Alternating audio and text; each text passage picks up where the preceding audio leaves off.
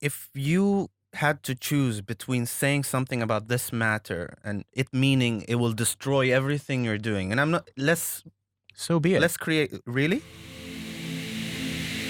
Welcome to Own the Future, a podcast made for and by change makers, where we gain the courage to own our story, the freedom to own our craft, and the power to own the future. I'm still your guest today on my own show, Lucas Grobot, and we are joined by the host, Abdullah Al Maawali from Muscat, Oman, True Story Tent. Abdullah is doing amazing things in Muscat, in Oman. So please, if you have not looked him up, if you do not follow him or his podcast already, go and do that.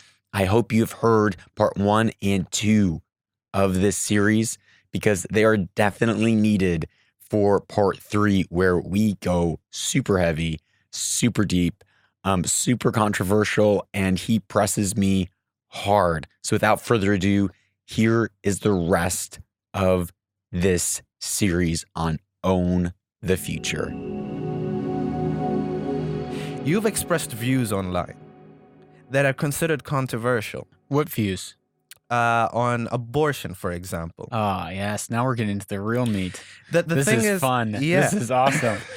No, I'm seriously thinking about doing an episode or a series on things that I hate, and abortion would be one of those. Oh, wow. You see, now you just saying that, you know that what you're saying is, we're going to get into why and how. Oh, don't and be all that. apologetic. But you know that what you're saying would get a lot of people really, really upset. And I remember you posted one of the comments on your, someone commented on a post, Yeah. and you screenshot Oh that. my gosh. And you commented back, and That was recent. and you were fierce. There's something.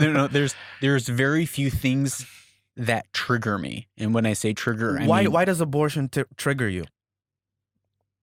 okay, so in America, this is not everywhere in the world, but in America, the bald eagle is an endangered species. I think they just moved it to like one less than endangered. But if you take the egg of a bald eagle and you break the egg open, essentially killing the baby bald eagle inside of it, you get like 9 years in prison and a $250,000 fine. Mm-hmm. Now tell me, what is more important, a human life or a bald eagle? A human life. That's an easy So then question. why is it legal Mhm. to kill a baby in its mother's womb, but illegal Right. to kill a bird in its egg? Okay. Why? Why is it a double homicide if you kill a pregnant woman? In America, it's a double homicide if you kill a pregnant woman, but you can kill a baby if the woman chooses that she wants to kill the baby. That's a valid point. I'll give you that. It's a valid point, and I agree and with it's that. more than a valid point. But it's a sign. But it's a sign Right. that there's actually not logic being exercised in it, and it's actually being leveraged for more political gain. I think what I want to ask you about. Ask me the question, because you've triggered me. I'm loving this. This is awesome. Yeah, I can see that, and I've seen the response. Yeah. And I have seen the response from people who are pro-life and people who are, what's the other word? Pro-choice. Pro-choice, right. I've seen arguments from both sides, and both sides make points. And I even noticed when you responded with the respect that, just for people who are listening who have no context, you responded with the respect that if somebody did choose to do it, you know, like you give them the respect that they did something, even though you don't agree with it, but you still treat them like a human being, and that right. Like, yeah. I mean, I know people Right. who have done it, and I have I'm I want healing for those people. But this is what I'm coming at. Yeah, There's so many causes to fight in this world. There's so many things that I think what rubs people the wrong way sometimes is you're a man, Praise God. right? And you chose that the controversial topic that you chose to speak out about And I should probably speak out about it more. is on an issue that It's a woman's issue, really. Well, Oh, yeah. No, I you didn't were say about it. to say that, but many people are saying I that. didn't say Everyone that. else is, you out there, you're thinking, oh yeah, it's a woman's issue. Wait, excuse me, is it really a woman's issue? It's a human life. It's a human life issue. It's a genocide. Right, but it's in America, since Roe v. Wade in 1969, 60 million babies have been aborted. Why is this a cause that you chose to speak out about? Why this? Okay, so because this is like the question, why this? Yeah. There's like 30 different ways I could answer that. There's genocide. There's bad shit happening everywhere. There's so many things. Yes, but you feel strongly about this because they have no voice. They have no voice. Like, will someone give this baby a voice? A baby who was conceived with a unique DNA. Within I think it's 4 to 6 weeks, it has a heartbeat. It has brain waves. It has memory. A baby after being born it remembers its mother's voice. It is there was a study, right? So when you think of, okay, I'm kind of digressing from your question, but when you think of who's the most, because there's a lot of people who cloud the argument by saying, well, it's a woman's thing. It's, well, why? There's all these other things. They cloud the argument, but the argument is actually quite simple, which is, when does life begin? So who's most qualified to decide when life begins? A mom? No. A politician? A scientist. A scientist. Yeah. So there was someone that went, and not just any scientist, but a biologist. We can put the link in the show notes. There is someone who surveyed 5,000 and some odd biologists worldwide and asked them, when does life begin? 95% of biologists worldwide said human life begins at conception. There's no other point that you can point to and say, right there, that's when human life began. There's nothing that magically happens that all of a sudden, oh, there it is. Human life begins at conception. Right. End of story. That is a human being. Right. That is a human being. Do you agree that... And 1 in 3 in America, there should be an extra third people. 1 in 3 children have lost their lives to abortion in America. That's just America. Hundreds of millions. You want to talk about genocide? Well, here's the greatest genocide that's happening globally right now. And somehow a man somewhere that has actually come from Nazi Germany, which then with Margaret Sanger, with his ties to the KKK, where they plant abortion clinics in minority neighborhoods, targeting minorities, where there's documentation where Margaret Sanger, who started Planned Parenthood, is talking to the KKK saying this is a great way that we can limit minority people groups and hopefully bring them to extinction. That was their goal with Planned Parenthood. That was Margaret Sanger's vision. So that she would be able to don't know anything produce about an this. Aryan race. That's what it's after. And all of a sudden, it's been spun into this, well, it's my body, it's my choice. Well, I'm sorry, but it's not your body. I think a lot of the arguments that's made from the other side is accidents happen and the consequences. So what's the percentage of the accidents that happen? The accidents happen, and the consequences of which falls on the woman way more than it does on the man. The man leaves. It happens all the time. disappears, and the child ends up living. Where in America, there's actually legal recourse that the mom can take. 1. Right. 2, there's but still the adoption. burden of raising the child is on the mother. So that then justifies murder. Wait, so you're saying that, okay, so let's see this. Wait. Yeah. Something bad happens. Yeah. Something bad happens. Someone hurts you. Right. Punches you. Right. Beats you. Mm-hmm. Rapes you. Mm-hmm. Do you now all of a sudden have a right?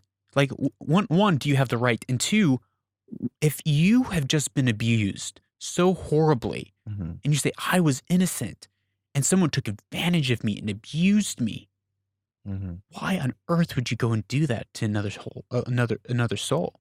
Why would you turn around and say, because I was abused, you don't have a right to live? Right. There are Yeah. there's so many people in America who are waiting to adopt a child. Yeah. Hundreds of thousands of people who are desperately waiting to adopt a child. So if you don't want it, give it to someone else. Right. Let's step out of the main argument, just to step out it a little bit and just to see how it is perceived. When you're giving out a message, you want it to be heard, right? You want the message to say, to reach people in a way that you can come to an agreement. There's no matter what you say, not everyone will agree with what you're saying, And they're totally wrong. Okay, Right. fine. Right. No, there's very few Fine. times. There's very few times that I would be willing to say that's fine that you like. There's very few. I mean, you know me. Yeah, but here you're wrong. But I here, get that. I'm willing to say that. I get that. But how productive are you being by being? You're trying to convince people who believe that, or who understand that the burden of raising a child. No, we're not going to go back to the murder argument because you made it. I understand that argument, that the burden of raising the child is on the mom. But here comes, which is funny because a man, Chris Rock recently in a stand-up comedy show. I wish I was looking for it. Maybe you know where it is. You can find it. He did this whole comedy thing about abortion. Da da da da da da da. And in America, it's like, well, the man can't walk. And you're saying, if you think that you can just have an abortion, then the guy should just be able to walk away and not have to pay any child alimony or any support. If you want to have that argument, then let's have the argument. Right. But the thing is, it's hypocrisy at its greatest. Right. So I understand that, yes, and we can have that conversation. And I've had that conversation with people online in DMs where like, okay, we can pull up from the real issue, which is the real issue that life begins at conception. And the issue is people want to make these other superfluous issues. But the fact of the matter is, if I put a gun to your or anyone else's head and pulled the trigger, and then I tried to justify it by all these other things, people were like, I don't care, you're still a murderer. Yeah. You still took someone else's life and made a decision whether they could live or die. So now back to your question. Someone asked me about maybe a year ago, I posted something about abortion. And I believe, Monty Girl asked me, she's like, I've never heard anyone ever have a pro-life position. Help me understand. Well, what about in our culture? What about that the girl might get stoned? That, there's so much shame that's happening that, all these social, like real issues. And I said, you're right. Those are all horrible. Those are all horrible. But why do we think that the social reform should be permission to take another's life? Okay. Right? Because the argument is, well, the woman might get stoned. Right? This is an argument I've heard. Well, the young girl, she might get stoned, which is wrong. We can agree on that. So we can agree on that. So then why is the argument all of a sudden so that she doesn't get stoned, let's stone someone else? Right. Why isn't the argument this baby is valuable and her life is valuable? Let's protect the woman and let's make sure that she is taken care of. I think I remember listening a podcast. If I'm not mistaken, it was Radio Lab, where they did a whole podcast and trying to figure out this question: when does a baby or I don't know, I'm not sure what they call the different stages of when does it have a soul? It's trying to figure out that At question. conception. Okay, so I think this is the thing, right? This is the thing. If everyone agrees, biologists have agreed that life begins at conception. I was in the post that you're referring to. The person's like, life begins at 120 days. Well, what happens? So there's still some arguments there. Well, it's foolish. Because what's different between 120 and 119? I don't know. What biologically sperm, is different? Nothing. No. At the moment of conception, there is a unique, complete DNA. Okay. Days into it, you can see the face, you can see the hands, you can see the legs. If you're listening to this, go on YouTube and look for these incredible videos where they are able to go in and actually video the development of a baby from conception. And like, it is a full-blown, mind-blowing miracle. So again, people are trying to muddy the conversation when really it's very simple. And the question that we need to be asking and has already been answered is, when does life begin? It begins at conception. So then what should we do to help these women? You have a purpose, right?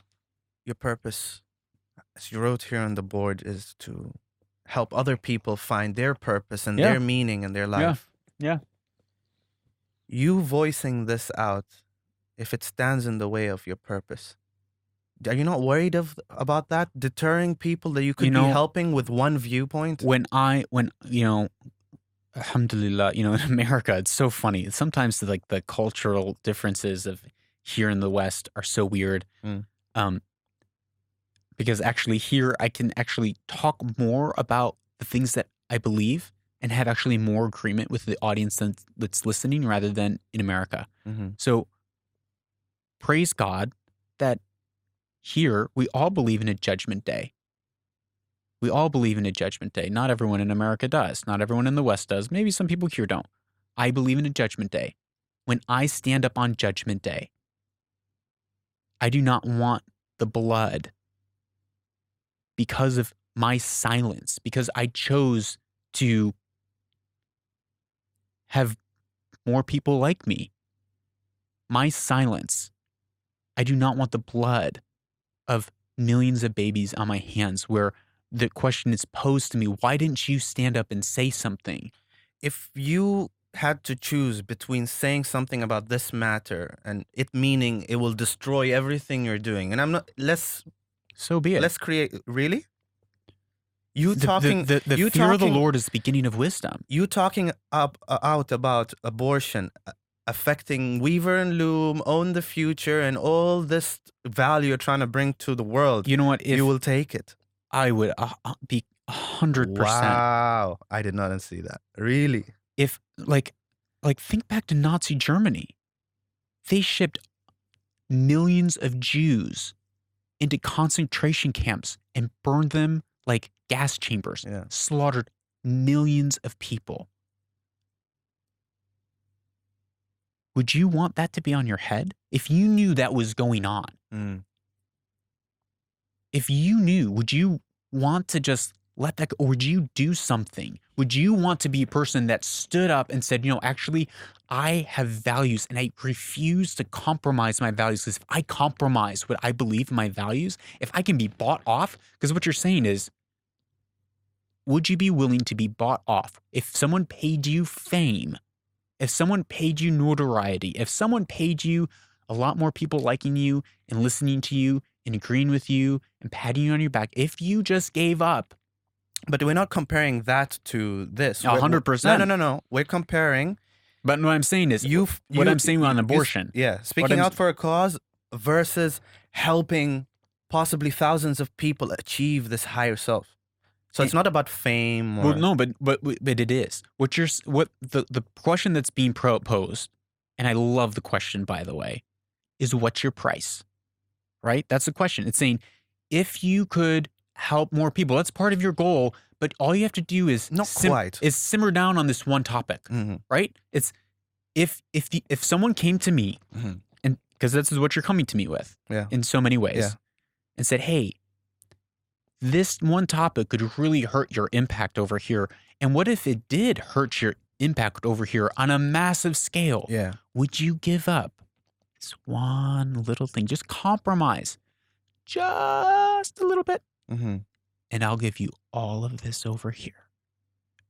when you put it like that, it's different from what I'm asking. Okay. How are you asking it?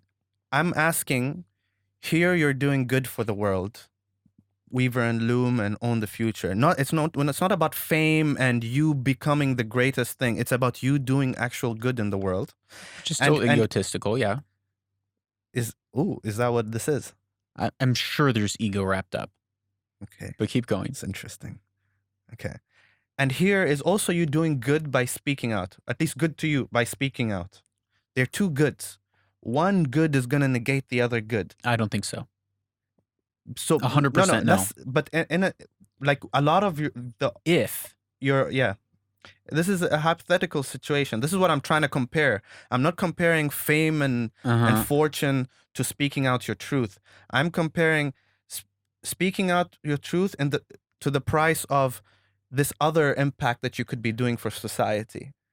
So you're saying you. But so this is where you've dichotomized the two, but they're not dichotomized. They're all together in one.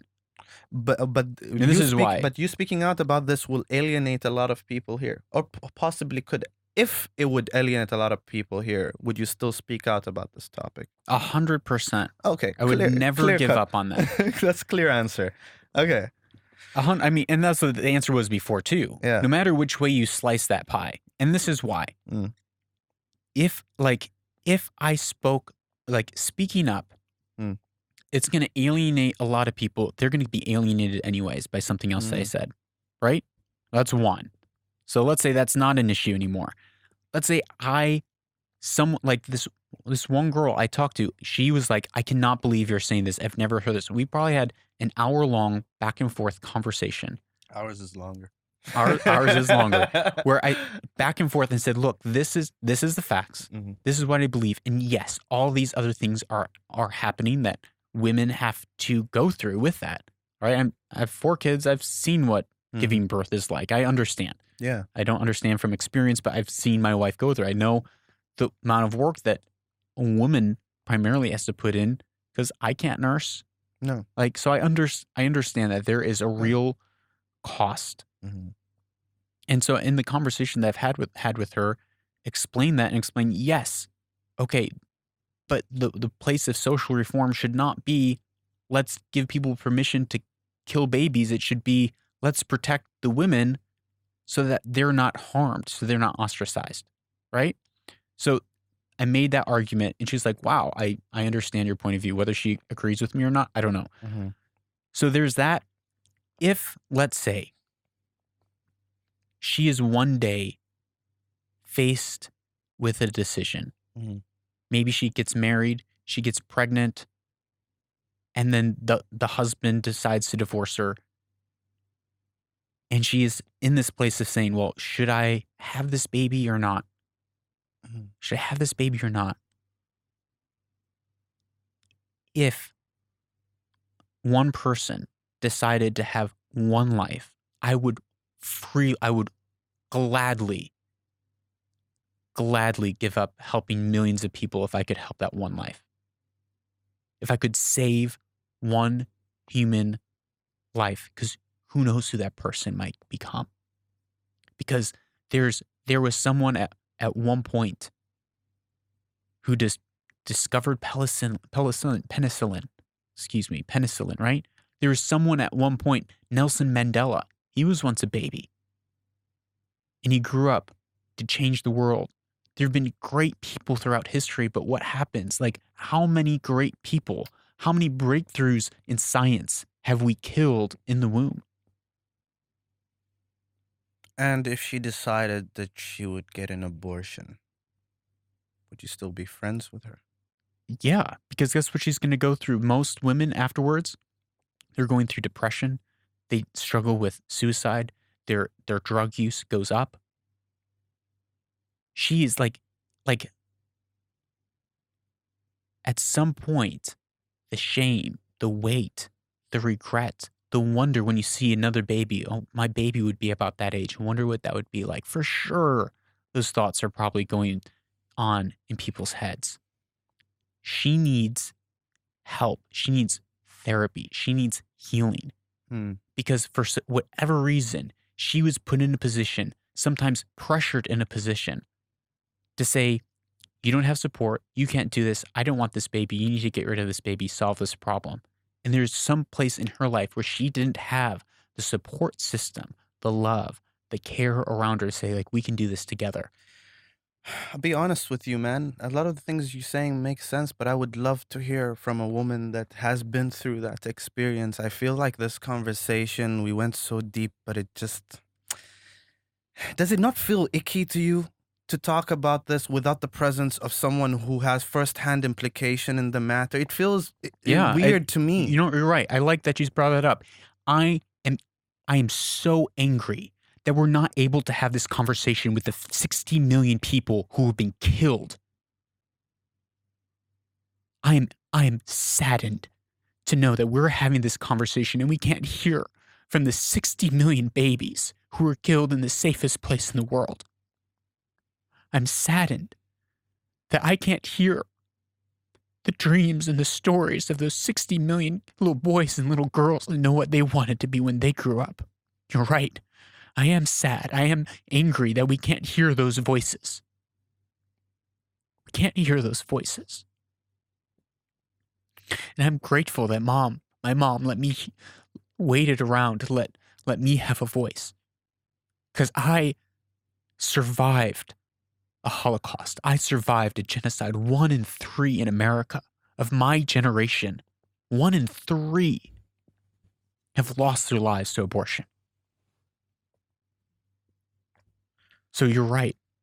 I am sad that we can't hear the voice of the people that it actually impacts because they're dead. They're dead. Where does this come from, man? It comes from where doesn't it come from? No, people die every day. Where does this come from? I don't understand the question. Like people die every day, but And it's sad. they were murdered. Yeah, Like the womb is should be like the safest right. place. And if you look, like they inject the womb with saline solution and the baby burns from acid. Acid burnt it to death. And you can see there's ultrasounds where you see the baby trying to get away from the needle, to see the baby's like squirming in pain. They have pain receptors. Or partial birth abortions where they go in, they before the baby leaves the canal, they snip the back of the neck and then they blend the brains and suck it out with a vacuum. I don't know any of this, man.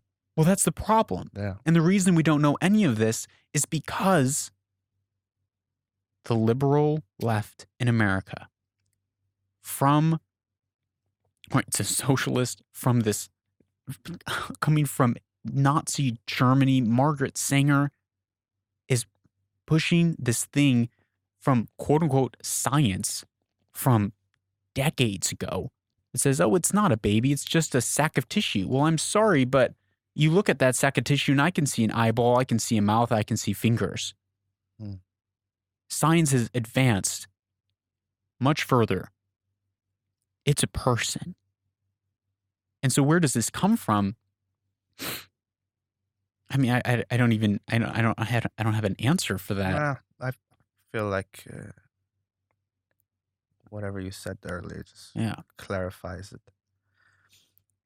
I think you should add that the research paper in your show notes. Yeah. I think that's very relevant. Yeah, I will. No, I'll put that in. Yeah. That was a left turn. Yeah.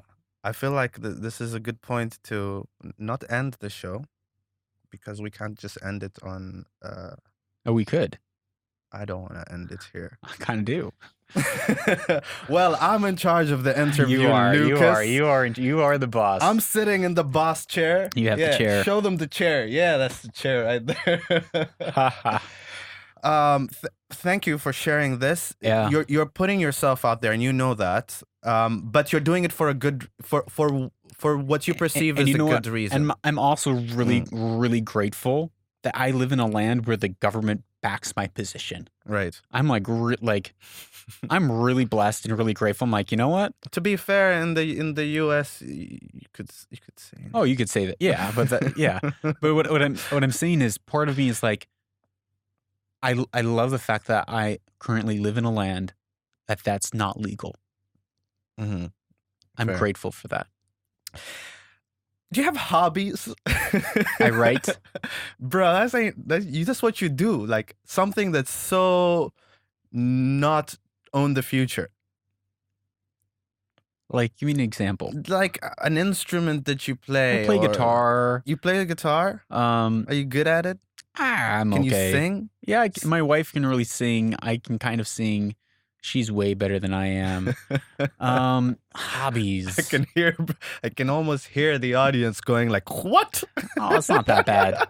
It's not that bad. No, it's like we just came from abortion. You ask him about his hobbies. That's Why true. don't you ask him about the weather? How's the weather like? Yeah, that's a good question.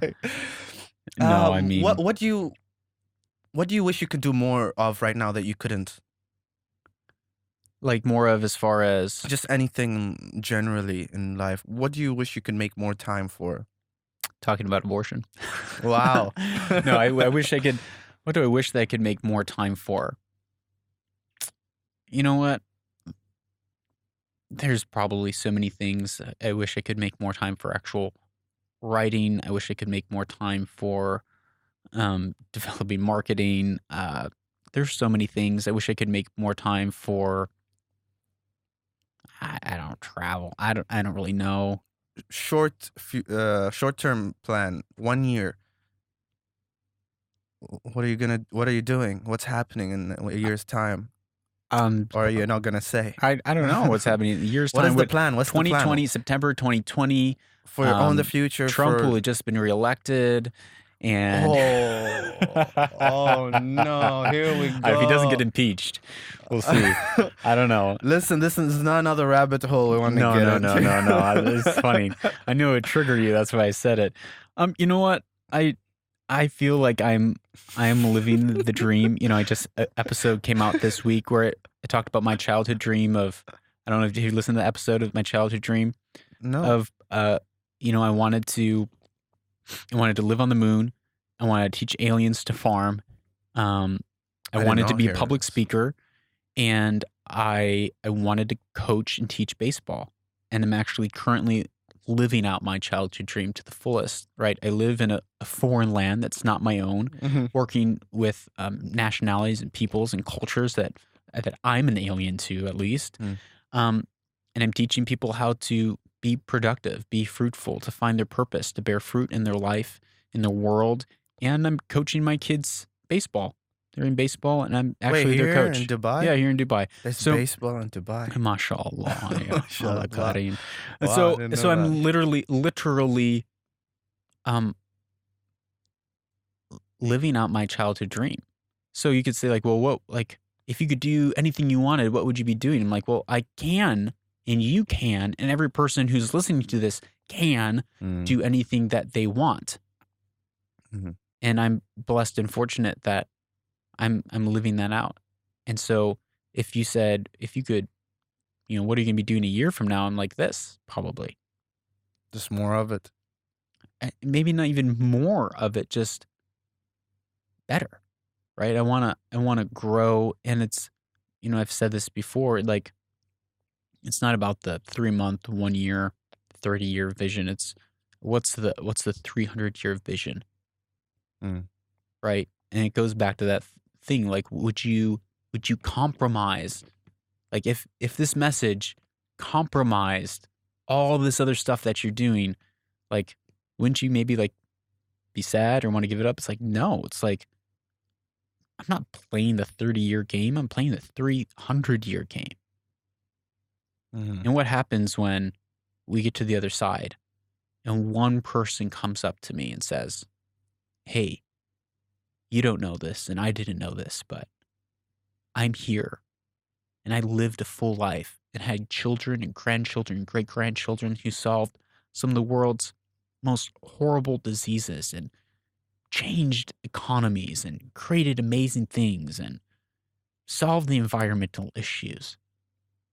Because you stood for something that really mattered, that you stood for truth, that you stood for life. The compounding effects of one life over 300, 400 years. Way more than making anyone feel nice, warm, and fuzzy on the inside with words that tickle their ears, telling them that you're okay with just how you are. Don't worry, all your choices were fine. Don't worry.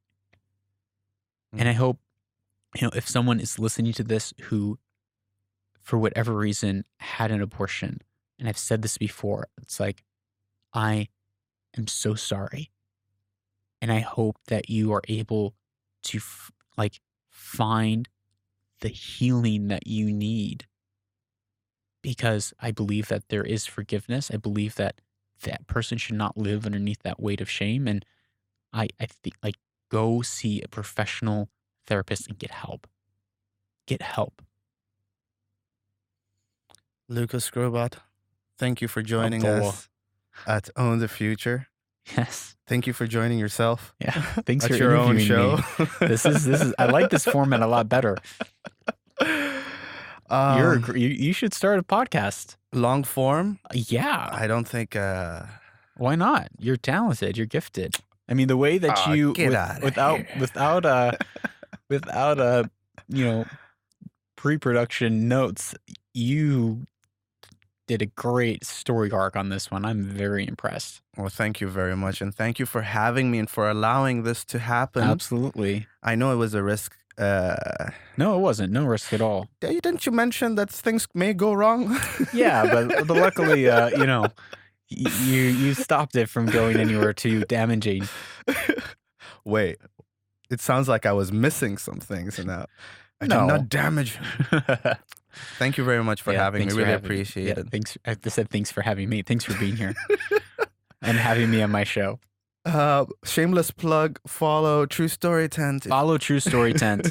And yes. That's it. That's all. Just follow True Story Tent and keep listening to Own the Future and Weaver and Loom. Thank you very much. And I'll see you guys hopefully within the next year on the podcast. For sure. Hopefully sooner, because I guess there's like a part 2 and a part 3 to this. Yeah, and the next time the wife's getting involved. Oh yeah. Yeah, and then how old is the oldest kid? He is 6 going on 7 in January. 10 years and he'll be involved. They want to start. They do they were doing a podcast. They do their own podcast. It's really cute. All right, I'm out. Thank you for listening to this series with Abdullah Maawali and myself, where Abdullah gets to ask me the hard questions. I have thoroughly enjoyed this series where I get to talk about things I normally don't get to talk about. So thank you, Abdullah, for putting me on the spot and not letting me off the hook. I hope you too have been enjoying these last episodes. Please tell your friends. Send this episode to one friend who needs to hear about what we talked about today. And finally, remember, if you own your story, you will own the future.